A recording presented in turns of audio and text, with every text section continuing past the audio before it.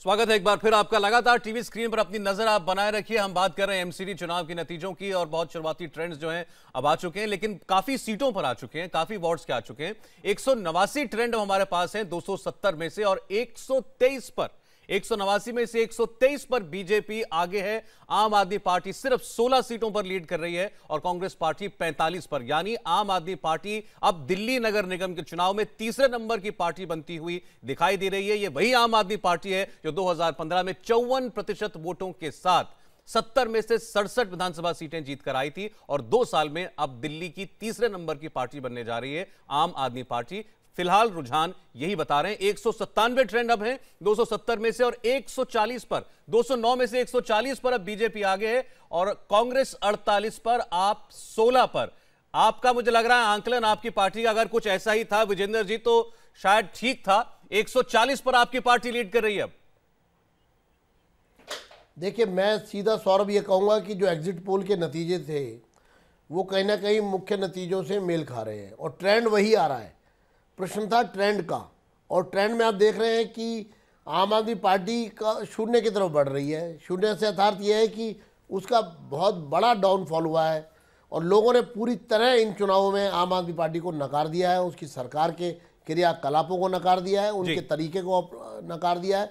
और जिस तरह से वो मोदी जी के विरुद्ध बार बार अपनी असंसदीय भाषा का प्रयोग करते थे मुख्यमंत्री श्री अरविंद केजरीवाल जी, अभी उनको पूरी तरह लोगों ने रिजेक्ट किया है जी। एक आम आदमी पार्टी के भी एक बड़े वोकल मंत्री हैं कपिल मिश्रा, उनका रिएक्शन है वो भी दिखाएंगे, लेकिन उससे पहले कांग्रेस पार्टी की शर्मिष्ठा मुखर्जी क्या कह रही हैं अभी तक जो नतीजे आ रहे हैं सामने, उस पर देखते हैं।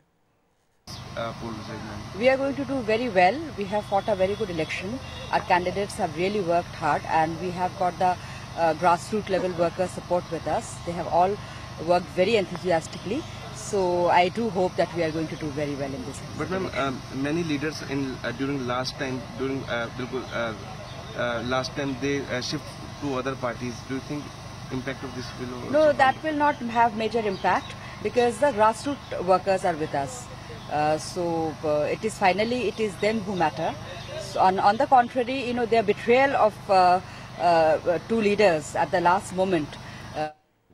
देखिए, अब एक्सपेक्टेशन का या ओपिनियन का या एग्जिट पोल का टाइम तो खत्म हो गया। अब तो एक्चुअल रिजल्ट आ रहे हैं, और जनता की आवाज में भगवान की आवाज होती है। तो नतीजे बस कुछ ही घंटे में, 1 से 1.5 घंटे में सबके सामने होंगे, उसी को सब लोग देख रहे हैं। लेकिन एक बात जरूर मैं कहना चाहता हूं कि लोकतंत्र में लोकतांत्रिक तरीकों से नतीजे आए, उनका स्वागत है, जरूर स्वागत है और मान्य है। लेकिन अगर तांत्रिक तरीकों से नतीजे लाने की कोशिश की जाएगी तो जरूर इस चीज के ऊपर तो सवाल फिर उठाए जाएंगे।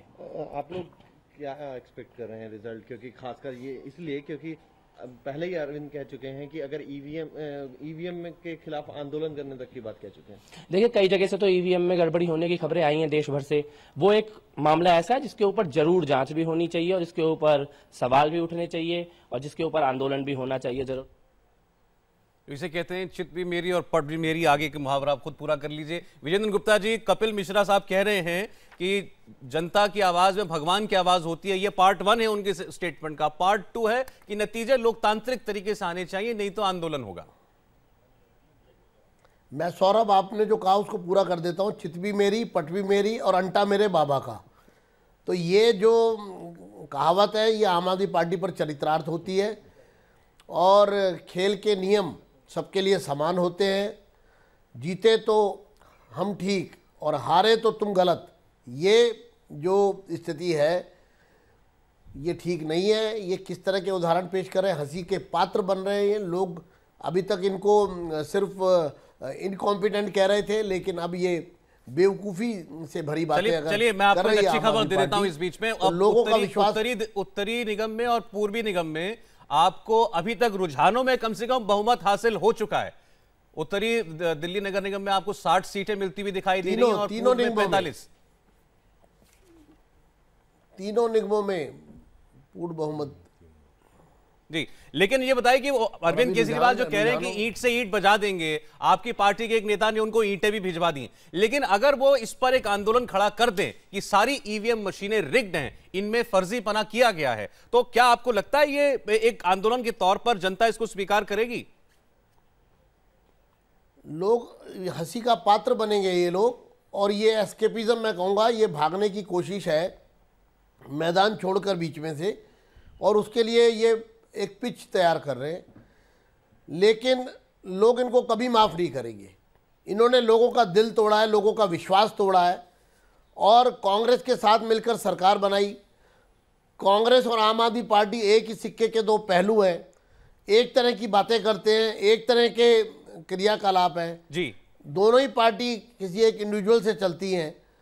तो ये कहना कि हम ईंट से ईंट बजा देंगे, ये बेशर्मी की लेकिन ये इंतहा समझना होगी। पड़ेगा ऐसा क्यों है और कि जिस पार्टी चोरी को और सीनाजोरी। इतना प्यार दिया लोगों ने, इतना समर्थन दिया, आज से सिर्फ 2 साल पहले 54% वोट। मनोज जी आपसे समझना चाहते हैं, अगर उस पार्टी की हार हो रही है तो पार्टी उसको स्वीकार क्यों नहीं करती? ये भी पार्टियां हैं, बीजेपी कांग्रेस, अच्छी हो बुरी हो जैसी भी हो, चुनाव जीतते हैं तो खुशी मनाते हैं, हारते हैं तो दुख मनाते हैं। ये एक इकलौती पार्टी भारत में ऐसी पैदा हुई है जो हार मानने को ही तैयार नहीं है। असल में हुआ क्या कि बिना जो कांग्रेस और भाजपा, मैं उनका बहुत समर्थक नहीं हूँ, लेकिन मेरा मानना है कि इन पार्टियों ने लंबा संघर्ष किया, उतार चढ़ाव देखे, प्रयास करके राजनीति में अपनी जगह बनाई। आम आदमी पार्टी एक ऐसी पार्टी है कि एक आंदोलन हुआ और वो शुचिता का, भ्रष्टाचार के खिलाफ, और उससे निकली और 3 साल में उसे 67 सीटें मिल गई, 54% वोट मिल गए। अब उन्हें ये लगा कि दुनिया उनके लिए छोटी हो गई, जैसे बामन देवता ने 3 पग में दुनिया तीनों लोक नाप दिए थे, तो उसी तरह से इनको लगा कि हमने नाप दिया। अब दिल्ली बहुत छोटी लगती है। अब उनको ये लग रहा है कि दिल्ली बड़ी छोटी है, तो हम फटाक से ये तो चुनाव तो अपनी जेब से जीत जाएंगे। अभी मैं आपको ब्रेक में बता रहा था कि पहली बार इन 3 चुनावों में 2012, 2013 और 2014 2013, 2014 और 2015, इन 3 के अलावा ये पहला चुनाव ऐसा था कि जिसमें अनेक बूथों के बाहर जो बस्ते लगते हैं जहां, उससे आम आदमी पार्टी के कार्यकर्ता दोपहर बाद गायब मिले। यानी वोटिंग डे पर ही हार मान चुके थे। और उससे पहले जब उन्होंने अरविंद केजरीवाल की वो भाषा आई जिसकी बड़ी निंदा हुई कि आपके बच्चे डेंगू से मरेंगे तो हमें मत कहिएगा, ये सब परिचायक थे कि इनको पता था कि सुनामी आई हुई है नरेंद्र मोदी या भाजपा की, और उसमें हम उड़ जाएंगे। और मुझे ये लग रहा है कि अभी भी उनको ये स्वीकारना चाहिए कि पूरे चुनाव के दौरान जो उन्होंने अपने काम गिनाए उसको किसी जनता ने नहीं स्वीकारा। देखिए, चुनाव आयोग को उन्होंने कह दिया धृतराष्ट्र, केंद्र सरकार को कह दिया दुर्योधन, इसके बाद ईवीएम की गड़बड़ी का बहाना देकर इलेक्शन पोस्टपोन करने तक की बात करी प्रदीप सिंह जी। वो चाहते थे कि इलेक्शन ही 2 महीने बाद हो। नहीं सौरभ जी, वो मेरा मानना है कि ये उनकी राजनीति का शैशव काल है। तो आपने भी देखा होगा बचपन में कि कुछ बच्चे खेल में ऐसे होते हैं जो कभी हार स्वीकार करने को तैयार नहीं होते, जो बैट लेके भाग जाते हैं। तो वो शिकायत पाल जो होते हैं ना, हर समय शिकायत करना कि इसने ऐसा करने नहीं दिया, रिजल्ट खराब आया तो दूसरे की वजह से, पढ़ नहीं पाए तो दूसरे की वजह से, खेल में हार गए तो दूसरे की वजह से, अपनी वजह से क्या किया ये अरविंद केजरीवाल और उनके साथी बताने को तैयार नहीं है। वो हर चीज़ के लिए दूसरे को जिम्मेदार ठहराते हैं। लोगों ने उनको चुनकर दिल्ली की सरकार चलाने की, और क्या इस रवैये की वजह से उनकी सरकार ने अगर कोई अच्छे काम भी किए दिल्ली में तो वो उसको हाईलाइट नहीं कर पाए? लोगों में मैसेज ये गया कि एक ऐसी पार्टी है जो सिर्फ आरोप लगाती है। क्या बिल्कुल आरोप लगाती है और बहाने करती है, बहाने बनाती रहती है कि हमको ये नहीं करने दिया जा रहा है। उनका झगड़ा किससे नहीं हो रहा? केंद्र सरकार से हो रहा है, गृह मंत्रालय से हो रहा है, प्रधानमंत्री के खिलाफ बोल रहे हैं, चुनाव आयोग के खिलाफ बोल रहे हैं, अदालत के खिलाफ किसी को उन्होंने छोड़ा नहीं। दरअसल क्या है कि ये अर्जित किया हुआ उनका है नहीं, ये आंदोलन अन्ना हजारे का था, उनके नाम पर लोग जुटे थे, भ्रष्टाचार के खिलाफ एक माहौल था, उसमें से एक राजनीतिक दल निकला जो उस आंदोलन का मकसद नहीं था, उसको लोगों ने सर आंखों पे बिठाया क्योंकि लोग भ्रष्टाचार से बहुत तंग थे और एक नई चीज चाहते थे। इन्होंने वायदा किया कि हम एक नई तरह की राजनीति, एक नई शासन व्यवस्था आपको देंगे। सत्ता में आने के बाद ये जो बदलने की बात की थी वो तो बदला नहीं, खुद बदल गए। चलिए, और नतीजों में दिख रहा है 270 में से 248 ट्रेंड्स अब आ चुके हैं और अब वो गिनती शुरू हुई, लगभग 40 मिनट का वक्त हो चुका है। तो इसका मतलब कि कुछ मत जो है काफी संख्या में अब खुल चुके होंगे। 163 पर आगे है बीजेपी, 248 में से 27 पर आम आदमी पार्टी और 52 पर कांग्रेस। आपके लिए जानना जरूरी है कि पिछली बार 2012 में स्थिति क्या थी। बीजेपी को 138 सीटें मिली थी, कांग्रेस को 77 और आम आदमी पार्टी ने तब चुनाव नहीं लड़ा था। बसपा को 15 सीटें मिली थी और कई छोटी पार्टियां थी, उनको कई सीटें मिली थी, अन्य का खाता भी काफी था। लेकिन इस बार ऐसा लग रहा है कि ये अन्य भी बहुत ज्यादा नहीं रहने वाले हैं। आप देखें केवल 5 पर है। लेकिन कांग्रेस पार्टी एक बार ऐसा लग रहा है कि अपने पांव जो उखड़ गए थे दिल्ली की राजनीति में से, उसको जमाने में कुछ कामयाब हुई है। महाबल मिश्रा अगर हमारे साथ हैं, अगर आप सुन रहे हैं तो आपके 46 काउंसलर इस वक्त आगे चल रहे हैं, आपके कैंडिडेट महाबल जी। जो हम लोगों को जो उम्मीद है और हम सेकंड पर रहेंगे, हमारी लड़ाई आम आदमी से थी, जो आम आदमी को ख़त्म करना है, और हम सेकंड पर रहेंगे, ये हमको पहले से भी उम्मीद थी। लेकिन आज जो ट्रेंड अभी आ रहा है उससे साबित हो गया, जो केजरीवाल की नाकामी और केजरीवाल का झूठा, और दिल्ली में जो काम नहीं किया, लोग जान गया है, और जान गया कांग्रेस के प्रति लोग मुखातिब हुए हैं, और जो वोट कांग्रेस के शिफ्ट हो गया था आम आदमी में, वो हमारे प्रति उत्साहित से वापस आया। तो आपने स्वीकार कर लिया कि आपकी लड़ाई बीजेपी से है ही नहीं, आपकी लड़ाई अब आम आदमी पार्टी से। हमारी लड़ाई बीजेपी से ही है। हम बीजेपी और आम आदमी थर्ड पर है, हमारी लड़ाई तो बीजेपी से ही है। हम बीजेपी पर सेकंड, आपने ही कहा जो 148 पर उसका ट्रेंड है और 52 पर आपका ट्रेंड आ रहा है। हमारी लड़ाई तो सिर्फ आम आदमी से नहीं, हमारी लड़ाई सिर्फ और सिर्फ बीजेपी से है। आम आदमी उसमें ट्रेंड में है ही नहीं कहीं। जी अच्छा, दिल्ली के बड़े नेता हैं, बीजेपी के केंद्रीय मंत्री हैं हर्षवर्धन, डॉक्टर हर्षवर्धन, इन ट्रेंड्स पर, नतीजों पर उनका रिएक्शन आ रहा है। देखिए, जैसा हम लोगों की एक्सपेक्टेशंस थी उसी के अनुरूप जो अभी तक जो ट्रेंड दिख रहा है वो उससे पूरी तरह से मैच करता है। और जैसा कि चुनाव के दौरान भी हमने महसूस किया कि देश की राजधानी दिल्ली की जनता के मन में भारतीय जनता पार्टी के प्रति और हमारे भारतीय जनता पार्टी के अंदर आज के युग के जो सबसे प्रभावी नेता हमारे प्रधानमंत्री नरेंद्र मोदी जी और हमारे पार्टी अध्यक्ष अमित शाह जी के प्रति और भाजपा की नीतियों के प्रति बहुत अधिक श्रद्धा का और सम्मान का भाव है। बहुत ज़्यादा विश्वास है भाजपा की नीतियों में, और प्रधानमंत्री जी के नेतृत्व में ऐसा लगता है कि दिल्ली के लोग भारत की राजधानी को भी उसी दिशा में तेजी से आगे ले जाना चाहते हैं जिस दिशा में नरेंद्र मोदी जी भारत को बहुत तेजी से ऊंचाइयों की ओर ले जा रहे हैं। जीत का श्रेय मोदी जी को जाता है सर? नहीं, जीत का श्रेय देखिए सबको जाता है, लेकिन निश्चित रूप से मोदी जी ने जो बहुत अच्छा काम 3 वर्ष में किया है और जो बहुत बड़ा श्रेष्ठ नेतृत्व देश को प्रदान किया है, उसकी जो सुगंधी है वो तो सारे देश में फैल रही है, सब लोग उससे प्रभावित हैं। बाकी जीत के लिए तो सब लोग मिलकर काम करते हैं, सबसे बड़ा श्रेय तो जनता को जाता है। डॉक्टर हर्षवर्धन बहुत खुश हैं, भारतीय जनता पार्टी के सभी नेता आज बहुत खुश होंगे। लेकिन प्रदीप जी, जो बात वो कह रहे थे कि नरेंद्र मोदी के नेतृत्व में दिल्ली एक और प्रशस्त पथ की ओर अग्रसर होना चाहती है, तो 2 साल से जब दिल्ली की सरकार बनी है तब भी केंद्र में बीजेपी की सरकार थी, नरेंद्र मोदी तब भी प्रधानमंत्री थे, लेकिन इन 2 वर्षों में कोई बहुत अच्छा प्रदर्शन रहा हो, 3 वर्षों में एमसीडी का ऐसा तो नहीं है। तो ये जो तू मैं चलता रहता है दिल्ली और केंद्र सरकार के बीच में, जिसमें एमसीडी जाहिर तौर पर परेशान करने की कोशिश करती होगी दिल्ली की सरकार को, ये तो नहीं बदलने वाला इन नतीजों के बाद भी? नहीं बदलने वाला, लेकिन केंद्र सरकार कुछ ऐसी व्यवस्था करने पर विचार कर रही है कि जो स्थानीय निकाय हैं वो राज्य सरकार पैसा दे इस पर निर्भर न रहें, उनका आमदनी का अपना स्रोत हो, इंडिपेंडेंट, और केंद्र जो मदद करता है वो राज्य सरकार के जरिए जाने की बजाय सीधे उन तक पहुंचे। तो शायद इससे स्थिति में बदलाव आएगा। और दूसरा, मुझे लगता है इस नतीजे के बाद अरविंद केजरीवाल को अगर आगे राजनीति करनी है तो उनको समझ में आना चाहिए कि मिलजुल कर ही आप अपना काम अगर आगे बढ़ाएंगे तो उसका फ़ायदा मिलेगा। रोज़ हर संस्था से, हर जो व्यवस्था है उससे लड़ने से आपको कुछ हासिल होने वाला नहीं है।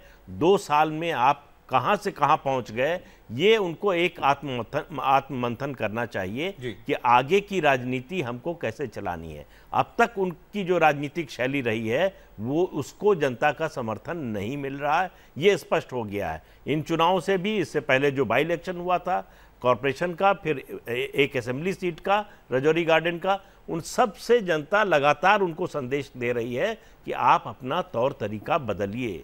जिस तरह से आप सरकार चला रहे हैं, जिस तरह से आप राजनीति कर रहे हैं, वो हमको पसंद नहीं है जी। आपने जो वायदा किया था आप उसके मुताबिक काम नहीं कर रहे हैं।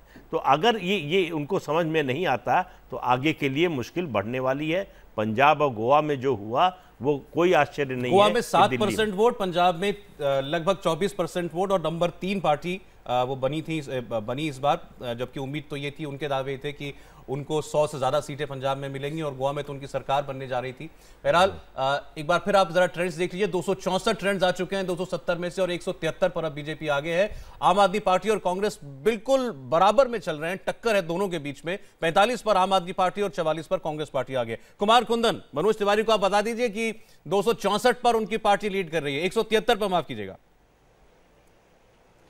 बिल्कुल, मनोज तिवारी घर में अपना ट्रेंड देख रहे हैं, जो भी चुनाव कर लेके आ रहा है, लेकिन वहाँ नेताओं का उनके घर पे पहुँचना शुरू हुआ है। हमारे साथ शैलन सिंह मोंटी मौजूद हैं।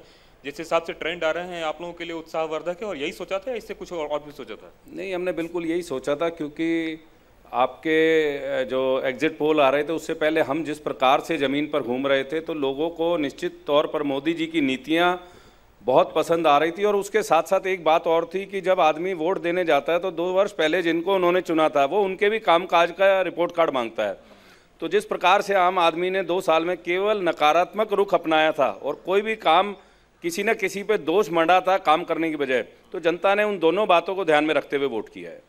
तो निश्चित रूप से भारतीय जनता पार्टी के लिए उत्साहवर्धक परिणाम, और उन्हीं परिणामों की वजह से अब से नेताओं का मनोज तिवारी के घर पे आना शुरू हुआ है। जहां तक मनोज तिवारी की बात करें तो उनका कहना है कि अब जब पूरी तरीके से ट्रेंड आ जाएगा उसके बाद ही मैं बात करूंगा। निश्चित रूप से उनकी भी सांसें कहीं ना कहीं तेज हो रही हैं, कमी कम हो रही है, जिस हिसाब से गैप बढ़ रहा है, कम हो रहा है। लेकिन जो पहली नज़र में देखने को मिल रही है वो भारतीय जनता पार्टी एक बड़े जीत की तरफ दिल्ली में उभर रही है, और ये कहीं ना कहीं संतोष दे रहा होगा भारतीय जनता पार्टी के उन आला नेताओं को। इसलिए शायद अभी से ही लोगों ने लाइन ले लिया है नरेंद्र मोदी के नाम का, और उनका कहना है कि प्रधानमंत्री के नाम और काम की वजह से ही जनता हमें सपोर्ट कर रही है। और दूसरा, रेफरेंडम मांग रही है अरविंद केजरीवाल के 2 साल के काम का। इसमें अब कोई ऐसा अब शक बाकी नहीं है। बीजेपी 179 सीटों पर आगे है 267 में से, और यहां से ये जो ट्रेंड है ये रिवर्स हो जाए या उल्टी दिशा में चला जाए, इसकी गुंजाइश अब लगभग खत्म हो चुकी है ऐसा लगता है। एक बार फिर महाबल मिश्रा के पास चलते हैं। मिश्रा जी, सवाल यह है कि दिल्ली के लिए क्या बदलेगा? एमसीडी 10 साल से चला रही थी बीजेपी, और 5 साल चलाएगी। केजरीवाल जी जब तक मुख्यमंत्री हैं तब तक तो उनकी सरकार रहेगी, तब तक वो मुख्यमंत्री रहेंगे। लेकिन जो टकराव था जिसकी वजह से दिल्ली मैली कुचैली गंदगी पड़ी रही दिल्ली में, दिल्ली को चिकनगुनिया, डेंगू, मलेरिया से जूझना पड़ा, ये सब बदलेगा कैसे? हमको तो लगता है जो अभी भी टकराव रहेगी, क्योंकि दिल्ली सरकार आम आदमी का है, केजरीवाल जी का है, और बीजेपी की सरकार पिछले भी पूर्ववत जिस तरह से भाजपा का रही, वो दोनों टकराव रहेगी और दिल्ली विकास की नहीं विनाश की ओर जाएगी। और वही चिकनगुनिया, डेंगू और उसका प्रकोप रहेगा, और जिसका दोनों पार्टी लड़ाई में दिल्ली की जनता पिसेगी, ये निश्चित रूप से मुझे दिखाई दे रहा है जिस तरह का ट्रेंड है। और केंद्र में सरकार है, तो आप पहले भी केंद्र में सरकार थी, भारतीय जनता पार्टी एमसीडी में थी, और ये आप पहले भी देखा जो 2.5 साल से ट्रेंड रहा लड़ाई का, वही ट्रेंड जारी रहेगा। दिल्ली विकास नहीं करेगा बल्कि विनाश की ओर, डेंगू, चिकनगुनिया और मलेरिया से त्रस्त रहेगी। विजेंद्र जी बताइए, क्या बदलेगी दिल्ली की सूरत? 10 साल तो दिए थे आपको। निश्चित रूप से बदलेगी। हमने बदली है, हम बदलेंगे। हम दिल्ली को एक दुनिया का सबसे सुंदर शहर बनाने की तरफ अग्रसर हैं। अगर दिल्ली में आम आदमी पार्टी की सरकार ने 2 वर्ष तक जो दिल्ली के विकास को ठप किया है, वो अगर अब भी रास्ते पर आ जाए तो दिल्ली निश्चित रूप से एक सुंदर शहर बनाया जा सकता है। जी, दिल्ली मैं आपको बताऊं लोगों के बीच आज तो आप राजा हैं, आपको सीटें मिली है, जनता का जनमत आपके साथ है, बिल्कुल जनता का फैसला है, जनादेश है। लेकिन ऐसा प्रतीत होता है कि एमसीडी अच्छा काम करने से इसलिए कतराती है कि अच्छा काम करेगी तो क्रेडिट केजरीवाल ले जाएंगे, और केजरीवाल को भी यही डर है कि दिल्ली को मैं साफ सुथरा कर दूंगा तो मोदी क्रेडिट ले जाएंगे। नहीं, मैं समझता हूँ कि ये बहुत स्पष्ट बात है कि आम आदमी पार्टी की सरकार ने नगर निगम के साथ सौतेला व्यवहार किया है। ये चुनाव आम आदमी पार्टी सरकार के लिए रेफरेंडम है, और लोगों ने ये बता दिया कि अगर आप नगर निगमों को सताएंगे, उनको तंग करेंगे, उनको पंगु बनाने की कोशिश करेंगे, तो लोग उन पार्टियों से जनता बदला लेगी। कांग्रेस से बदला लिया है जनता ने, आम आदमी पार्टी से बदला लिया है। क्योंकि नगर निगमों को 3 हिस्सों में किसने बांटा? शीला दीक्षित जी ने बांटा। उसके बाद वित्तीय रूप से पंगु किसने बनाया? आम आदमी पार्टी ने बनाया। लोग समझ रहे हैं कि नगर निगमों को राजनीति का अड्डा बनाने की कोशिश की इन दोनों पार्टियों ने, और इसीलिए तीसरी बार लगातार 3 बार जी नगर निगम में भारतीय जनता पार्टी बहुमत की ओर बढ़ रही है। चलिए, इस बार आपसे अपेक्षाएं भी ज्यादा रहेंगी।